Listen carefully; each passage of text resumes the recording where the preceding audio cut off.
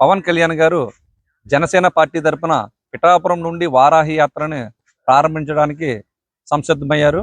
ఈ సందర్భంగా పిఠాపురం నియోజకవర్గంలో జనసేన పార్టీ నాయకులు, జన సైనికులు, కార్యకర్తలు అందరూ కలిపి పిఠాపురం నియోజకవర్గం గొల్లప్రోలు మండలం తాడిపత్తి గ్రామంలో ఉండేటువంటి అపర్ణాదేవి గుడి వద్ద ప్రత్యేకమైన పూజలు చేయించి పవన్ కళ్యాణ్ గారి వారాహి యాత్ర మరియు విజయయాత్ర కింద భావించి పిఠాపురం నియోజకవర్గంలోని అత్యధిక భారీ మెజారిటీతో పవన్ కళ్యాణ్ గారు గెలుపొందాలని ఆ అమ్మవారిని వేడుకోవడం జరిగింది.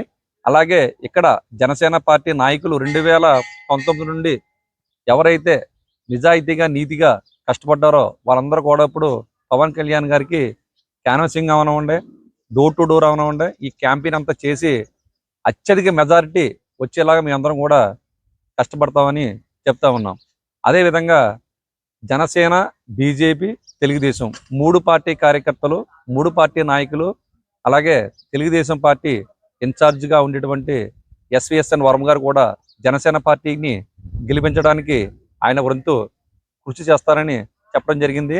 ఆయనతో పాటు మా జన సైనికులు, వాళ్ళు మేము, మాతో పాటు వాళ్ళు కలిసి పవన్ కళ్యాణ్ గారిని నియోజకవర్గంలో అత్యధిక మెజారిటీ, అంటే ఈ దేశంలోనే ఏ రాజకీయ నాయకుడికి రానటువంటి మెజారిటీని పిఠాపురం నియోజకవర్గం నుంచి మేమందరం కూడా ఇవ్వబోతున్నాము.